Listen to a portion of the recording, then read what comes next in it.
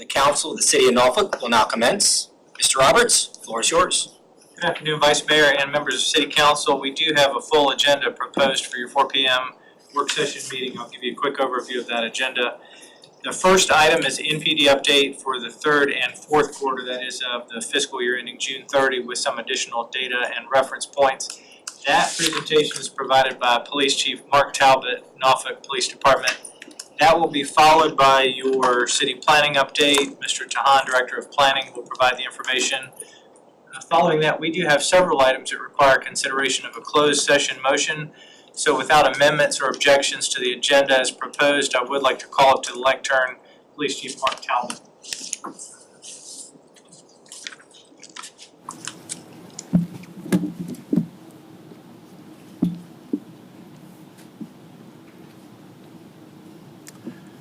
Good afternoon. I have our 2026 public safety update. See if we can get this working.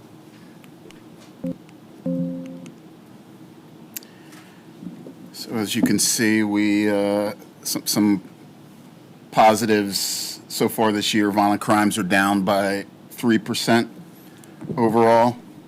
Some of the challenges, we've seen a spike in homicides. We are currently at 28 incidents with 29 victims. We've seen a little bit of a spike in sexual assaults. Robbery is down by 3% over last year and down over all other years. Aggravated assaults are down 10% from last year and down from all other years. Property crimes, as you can see, they are up 11% from last year. They are down from all other years other than 2021. Total crime is up year-to-date 10%, largely driven by property crimes in terms of the overall numbers. In terms of the homicide spike, what we're seeing is homicide spiking in some of the hotspots that we've had in the city historically. In response to the spike in homicides, we've taken several steps, including initiating a comprehensive plan to reduce them. We've also increased the frequency of our what we call our shooting review meetings, which is our management tool that we use to make sure that we're dealing with all the conditions that are in place that are driving violent crimes. We've escalated targeted enforcement, which has resulted in a number of important offenders taken off the streets. We've deployed additional leadership personnel and dozens of additional officers in our violent crime hotspots over the last several weeks, and that's going to continue for the next few months.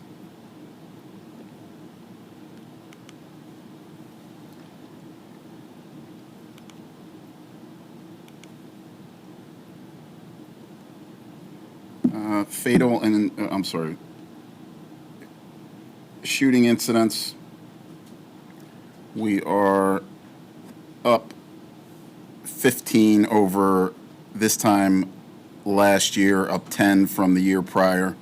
As you can see, we're still down significantly from 2020, 2021, and through 2023.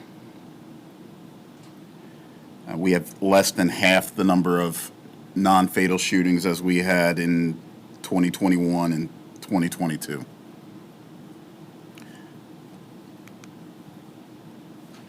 Staffing and retention. Applications are up here. The RC represents recruit class. As you can see, our applications are up substantially over the last several classes. We're currently at 546 sworn, which is trending up. We were at 535 this time last year, so we are slowly getting larger as an organization.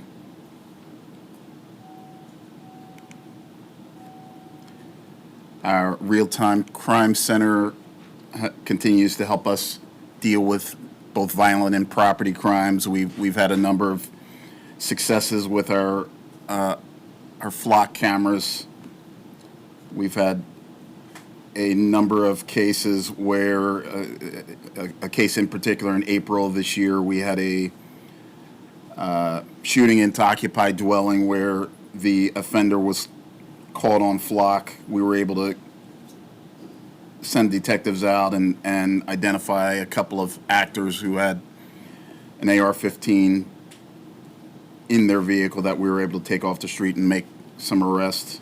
In July, we had a shooting, a non-fatal shooting, at a location where methamphetamine was being sold. Flock cameras helped us track down offenders and make arrests in that case as well. And then we had a tragic hit and run just a few days ago of a 9-year-old boy where flock cameras allowed us to quickly identify the offender and take that offender into custody as well. So they continue to help us to take dangerous people off the street. Flock also recently made some changes, added some additional tools with an auditing device that we've been using for a few weeks. It's allowing us to make sure that the device itself, the technology is secure, and anybody who's accessing the data is doing so appropriately. If not, we're able to see it pretty quickly and take action. In our E911 division, that was one of our focus areas, getting the call wait time down. We're now down to an average of 16.6 seconds, down from the 40s when we took it over. Our staffing is currently at, we currently have 16 vacancies of our, and at 83 we would be fully staffed. So made progress there as well. And we have council ward statistics that we will share with you following the meeting. And I'm happy to take questions. Yes, sir. Thank you, Chief. All right. We know that homicides are up. Do we have any trending factors that contribute to homicides being up, and in particular areas that they're up in right now? Sure. The trends that we're seeing are a very common motive are young males criminally involved, engaged in some sort of gun or drug transaction. It's one of our most frequent motives this year. Those transactions are routinely occurring in some of our historic hotspots. They're occurring amongst offenders who know each other well, and they are typically some of the more difficult cases to solve. That's probably the toughest challenge. Very often those young offenders are associated with neighborhood-based groups. Sometimes those neighborhood-based groups are gangs, but frankly not that often. It does occur. But they tend to be networked together in small groups that commit crimes together. And those small groups spur retaliation. So getting inside those tight networks and finding the appropriate ways to pull them off the streets if we can't stop them from offending is generally our approach. Okay. Sexual assaults. Anything that's contributing to that being on the rise? Sexual assaults are really not subject to the same kind of geographic or network analysis that you see with other types of violent crimes. Much more often it's driven by conditions that are idiosyncratic to the particular cases. What we're not seeing are cases in which strangers are engaged in the activity. We're not looking for any serial offenders or anything of that sort is one of the things that we want to make sure that we're paying attention to. We also want to make sure we're paying attention to how often we're solving those cases. making sure detectives are doing a good job and doing the follow-ups that are necessary. So all those things seem to be moving in the right direction. You had a slide of homicides, victim year to date. Was the year to date not just where we are right now for this year and the other years shown? Were those year to date also, or were those for the total year? I'm not sure exactly what slide you. I didn't have the numbers. Let's see. There you go, homicide victims year to date. So 2020 was 31 year to date, or was that total for 2020? So these are all year-to-date figures. Okay, perfect. That's what I needed. And last question: where are the guns coming from that are on the streets in Norfolk? Where they trace? What gun store are they tracing that? The guns. I can't say for sure exactly where all of them are coming from. We typically, what we do know is they're not lawfully possessed, and we know that many of the guns are in different hands over and over again. Through our what's called our NIBIN system technology that allows us to connect shell casings to weapons, we see that it is there are a number of guns that are being passed around from offender to offender. I think you're alluding to what we call a supply side approach to gun violence reduction.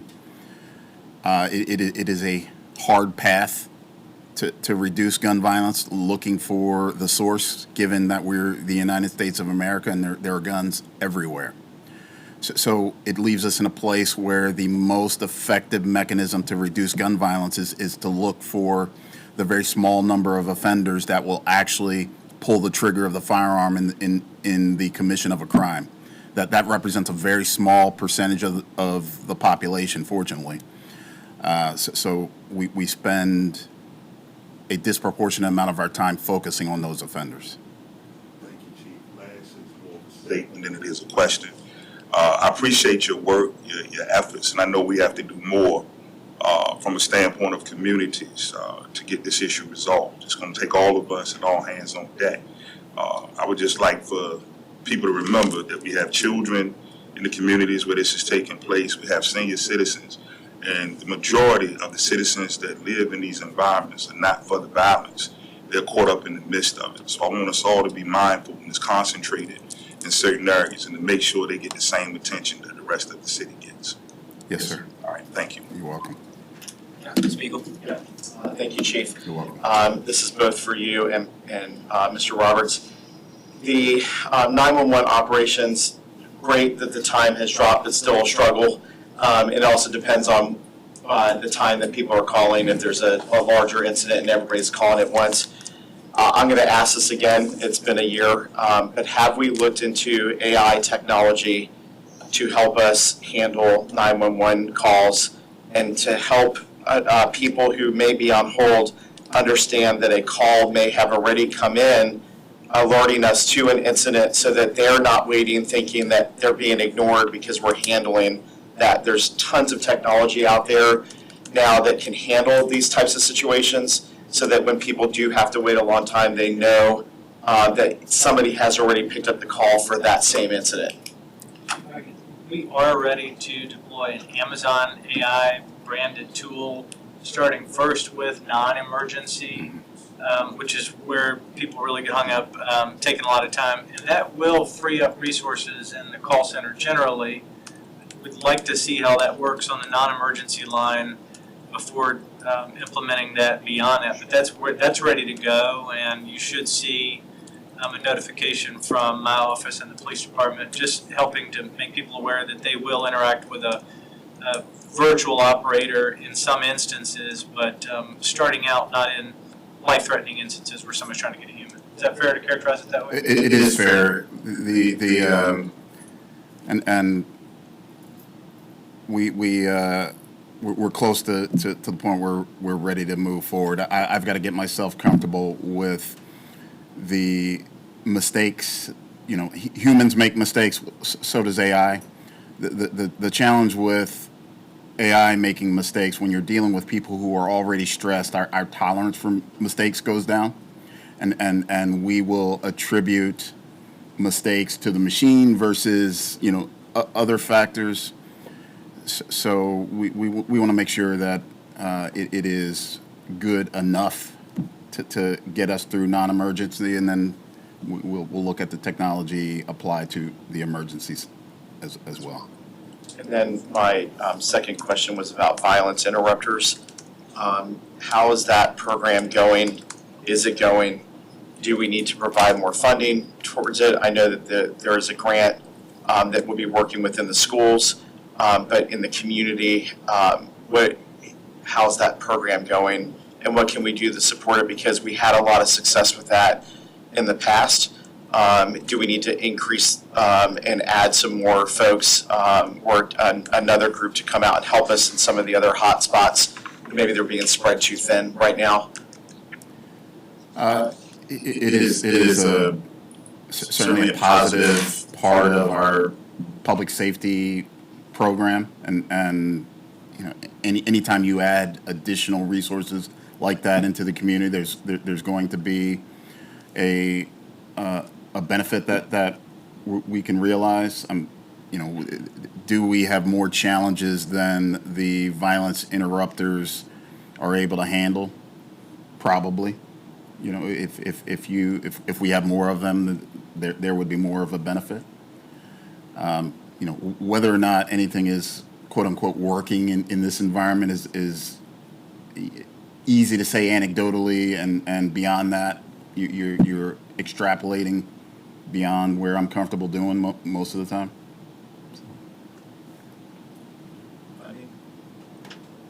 I think we are adequately funded for what we're doing now. Much of that is grant funding. It's certainly something we can talk about in the development of the 28 budget. Okay, thank you. Councilman McGee? Chief, could you, well, first of all, thank you for the update. Thank you for your work You're welcome. each and every day. Can you provide an update in terms of how the current 911 staffing numbers compare to this time last year? No, I can't, but we can get back to you. I'm not sure exactly where we compare year to date. And did you have any context in terms of the pipeline for new applicants?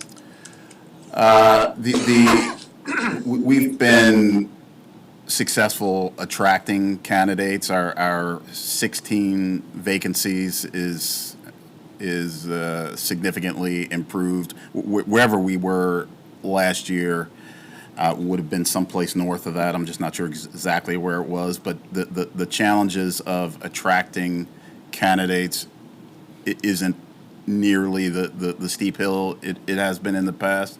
I think 911 is dealing with the same thing we're dealing with in policing. We have big classes that we've been able to attract. The additional, the higher salaries are making a difference. There's no question about it. We're also losing a higher percentage of candidates than we have at other times. I think that there's something that is probably happening across industries in the country that a lot of employers are seeing. So if there are challenges, it's more along the lines of making sure that the people that we're choosing are the best amongst the full population of candidates. You're welcome.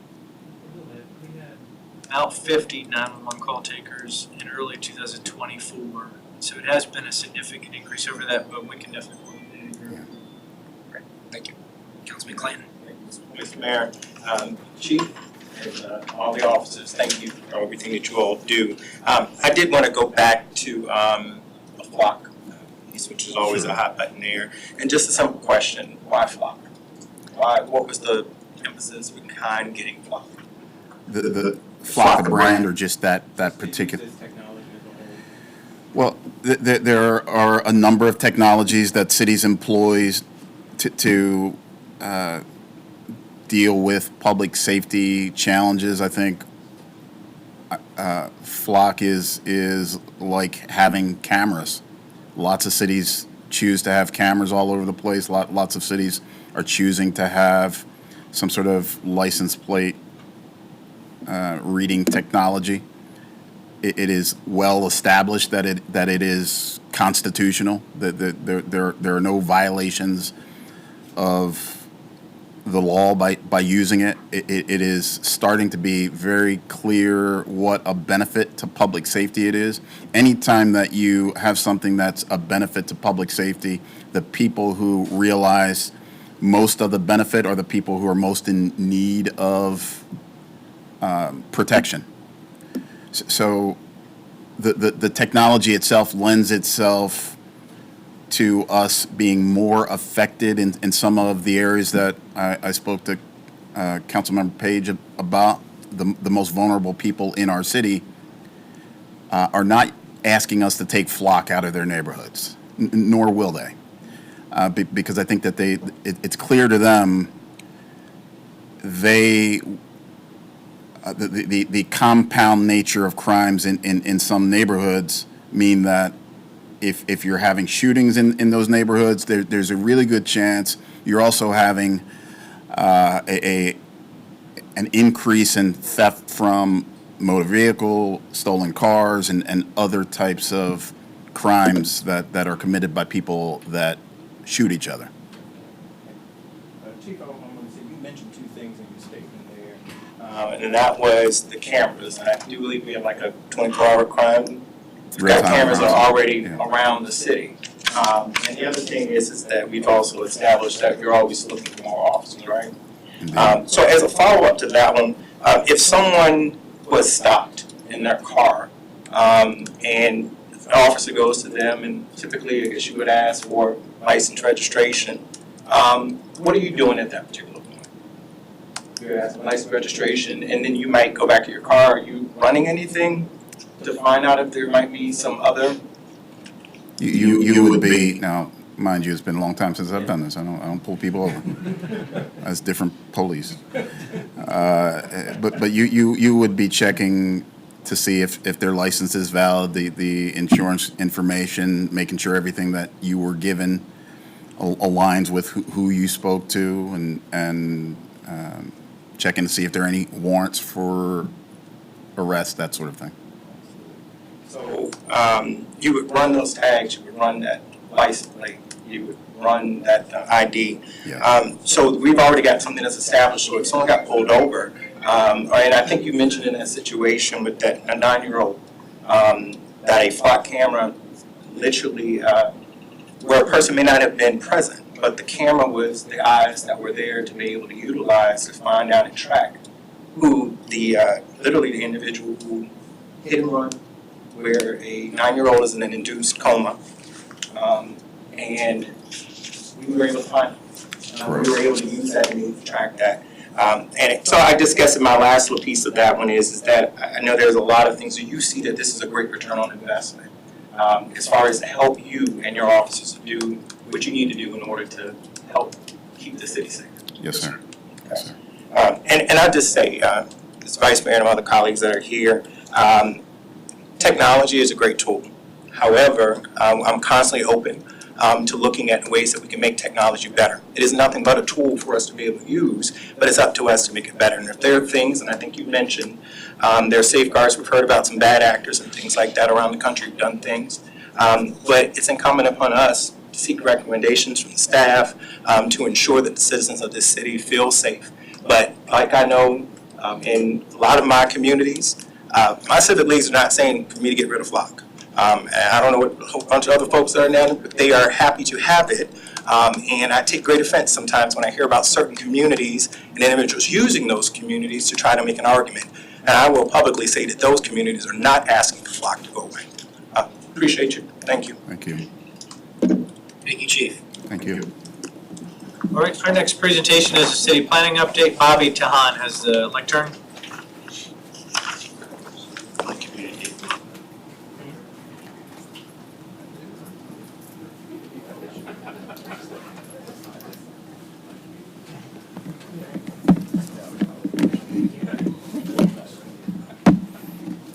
Thank you, Mr. Manager, Vice Mayor, members of City Council.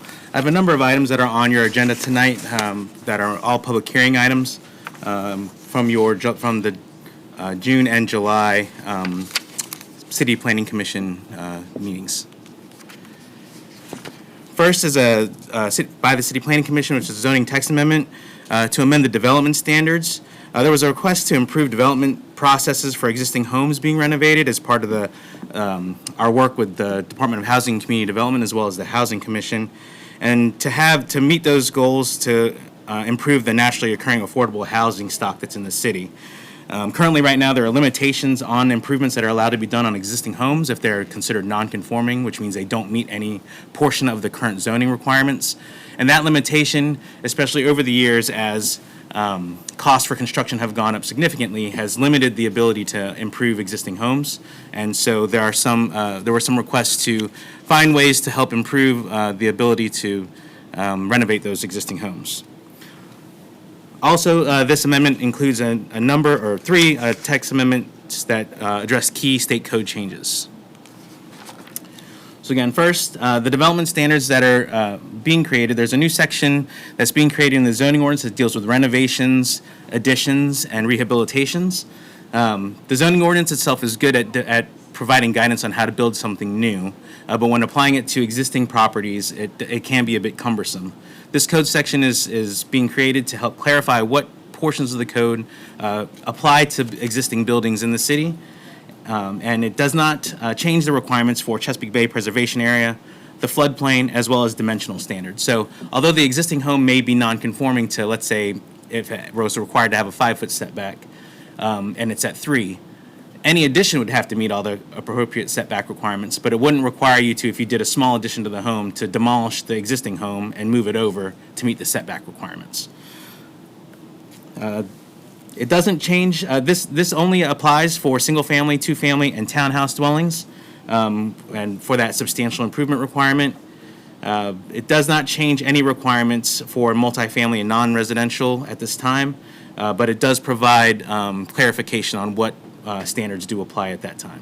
So the 50% requirement, or what's called a substantial improvement, still apply to multifamily. We have been requested by the Housing Commission to potentially look at what that would look like to maybe loosen some of those requirements on multifamily, but staff will be coming back to the Housing Commission as well as the Planning Commission with recommendations on that.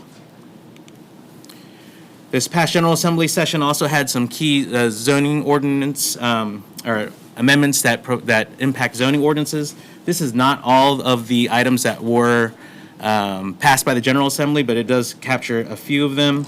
One is the ability to have manufactured homes or mobile homes. The General Assembly changed the law where it requires us to allow those to be constructed or placed in areas where you're allowed to have a single-family home. That does not affect our requirements for form standards, which we currently have. So we do continue to hold those controls in zoning, but it just allows them to provide the opportunity to have mobile homes or manufactured homes on single-family residential sites.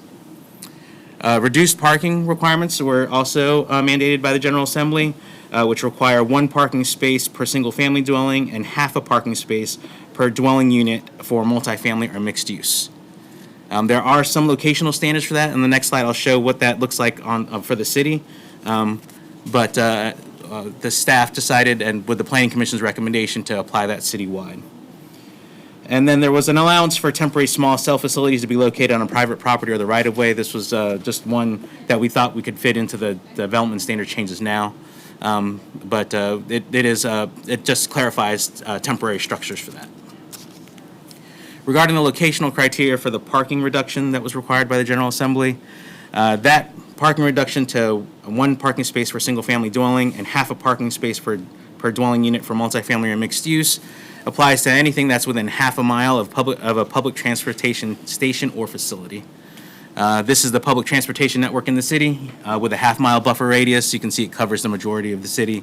To have a disparate requirement for some of those other areas would be difficult for staff to track. So staff did recommend, and the Planning Commission also recommends, to apply this citywide. And then by a 6-0 vote, the Planning Commission does recommend approval of these standards changes.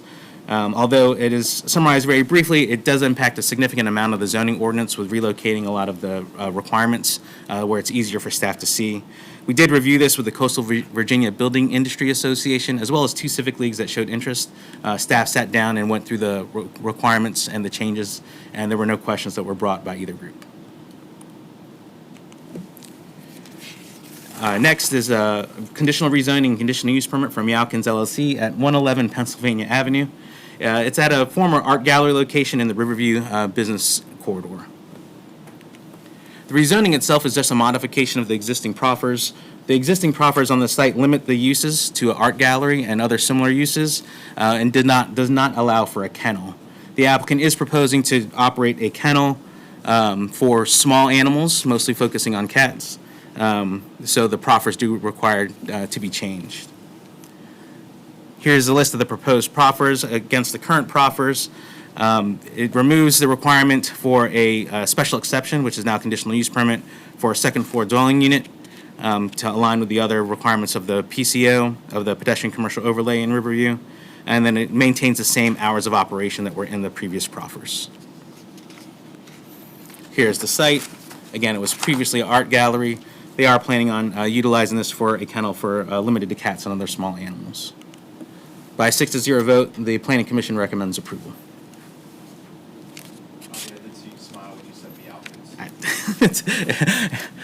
It's a little hard to get through sometimes. The last item to be briefed on your that's on your public hearing that are the planning items is by Cova Brewing Company, which is a change in zoning at 9519 and a portion of 9523 22nd Bay. These are existing vacant site, and this rezoning is to allow them to develop into a parking lot. The site is zoned residential coastal, and the small portion of the other lot is zoned regional commercial. Was rezoned recently by the owner of the shopping center in order to allow for them to provide an outdoor open space area. They do have an agreement with Cova to provide them to sell them this property and to allow them to construct a parking lot. This is the existing site. It was previously used for many city projects as a laydown area in the Ocean View area. Those buildings on the right side are not residential structures. Those are actually playhouses, play structures, you could say. That is part of what was part of the open space that was approved for the existing shopping center. By a 5-0-1 vote, the Planning Commission does recommend approval. It is consistent with NFK 2050, and it does help to alleviate a parking problem in the general area. New to the planning update, I'm providing a little bit of an upcoming work program of the planning department. We have a significant number of text amendments that are working their way through. During the August Planning Commission public hearing agenda, which is this Thursday, we have the short-term rental limitation overlay that was requested by Willoughby to reduce the number, to limit the number of short-term rentals in the Willoughby area. We have the industrial mixed-use overlay, which addresses a potential for adding limited commercial uses in certain light industrial areas. We also have transparency requirements in the Riverview pedestrian commercial overlay that the staff worked with the Business Association on, as well as citywide window signage, which addresses some of the concerns and impacts of the window signage that's currently has gotten out of control across the city. And then there are amendments to the airport zoning district to allow additional uses and to clarify uses on the terminal complex. The airport recently had business or a kind of construction day to showcase the properties that they have potentially out that they'll be putting an RFP on. Most of those uses that are being asked to be allowed or added to would be by conditional use permit unless they're directly on the campus or the terminal complex property. Also I'm sorry.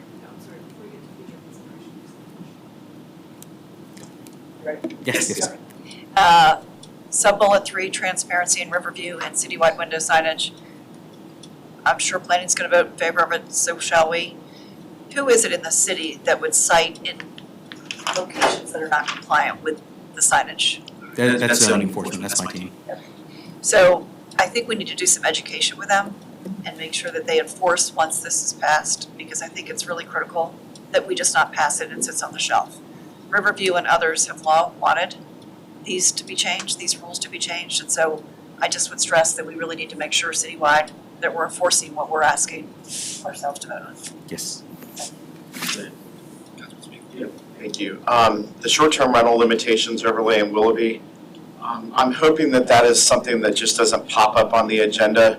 It's going to impact all of us. We're going to start getting a lot of emails from folks that are opposed to this, and it has an impact on the rest of the city.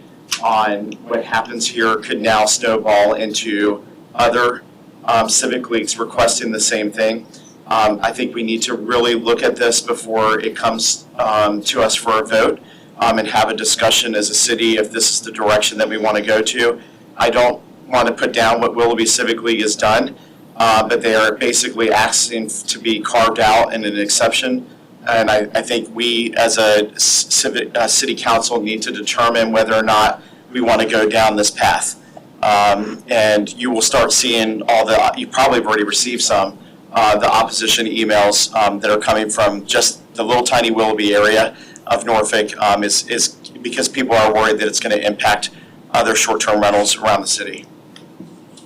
Yes, sir.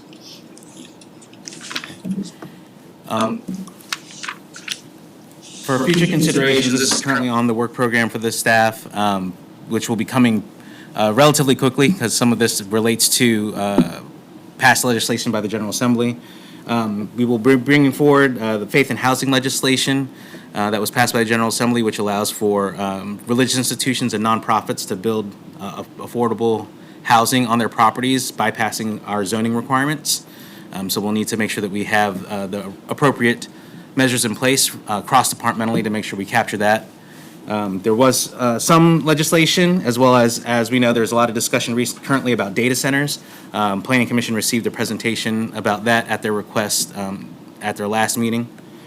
The General Assembly, during the budget reconciliation, passed a number of cannabis and marijuana amendments, which we do need to bring forward for zoning consideration, as well as potential other taxation issues, which could arise from that come from the bill. We are bringing forward additional development standard amendments in order to continue to help clarify and simplify some of our current processes in the zoning ordinance. And we're continuing to work on the Church Street area, small area plan, which is focusing on Church Street at the crossroads between Calvert and Young, which is to help influence and inform the work that the NRHA is doing right now with their potential plan for redevelopment. So this is currently on our work program that staff is working through along with all of the other applications that we're receiving. With that, I'll take any questions. Yes, sir. Thank you for all that you do. The matter that I bring up amongst the team is something that we talked about personally. Just ensuring that your inspectors are kinder to our citizens. A lot of power is being yielded. I have a dear friend that won't even pick up the phone anymore because one of your inspectors told him that they didn't like it when they were reported, and they would just come back and be hard on them. And the first time I brought it to you without saying what he had said, you said the problem with this particular individual was that his team was not telling him the truth, which was the same thing the inspector has said previously. We need to be mindful that these folk that work for you understand that they're getting paid because of the taxes that these citizens pay and the work that they do. And there may be challenges and things of that nature, but they do not have the power to be disrespectful to people. I have another friend that had a zoning compliance issue, and someone, we're trying to discover whether that was a police officer, someone that knocked on his door at his personal residence at 1:30 in the morning, waking up his children and his wife and alarming them. And then peeking through the door, making small talk, being concerned because this individual happens to have an indoor swimming pool inside their house in a neighborhood that they live in where nobody else looks like him or his family in that neighborhood. We're picking up a reputation in Norfolk for being very difficult to do business with, almost as if we have an arrogance, like we're doing people a favor by letting them do business with us. And we have to change those ideals, those attitudes. It might look good for right now, but we will lose in the long term if we continue in this direction. Mr. Robert and Mr. Vice Mayor, I had submitted a while ago asking for Norfolk to adopt the ordinance that we can assess derelict properties at a higher rate, tax them at a higher rate that is allowed now under the General Assembly. I have not seen that come before council. I believe there's interest from members of council to vote on that and get that in there to help Bobby and his folks out with some code enforcement issues. But these are, Hampton has done it, I believe Portsmouth has done it. Norfolk should have enacted this right away. There's a few.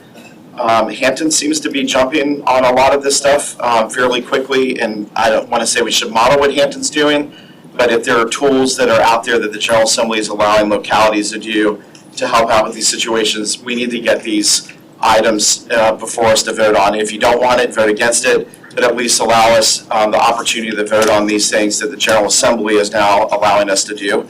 So I'm hopeful that Kenny and you, when you do your agenda planning, we can get this on the agenda. I don't see anybody really opposed to this, but it will help us with these derelict structures that have been boarded up and are sitting there and hurting our communities. And there are slumlords, people who don't live in Virginia that own these, and making them pay more money because we ultimately have to respond to these properties to deal with vagrants and other people that are hurting our city.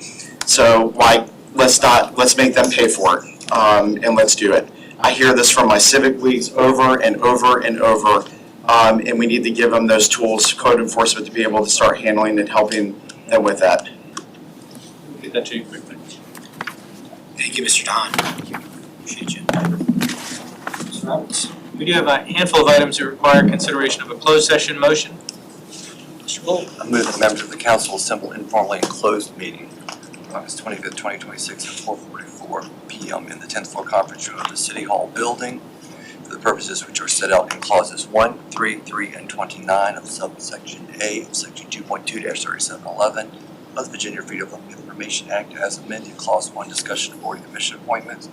Clause 3, discussion of the acquisition of real property located on North Military Highway where discussion in an open meeting would adversely affect the bargaining position of the public body. Clause 3, discussion of the disposition of publicly held real property located in the Hampton Boulevard corridor, western Norfolk, where discussion in an open meeting would adversely affect the bargaining position of the public body. Clause 29, discussion of the lease on property located in the 200 block of East Main Street, where discussion in an open session would adversely affect the bargaining position of the public body.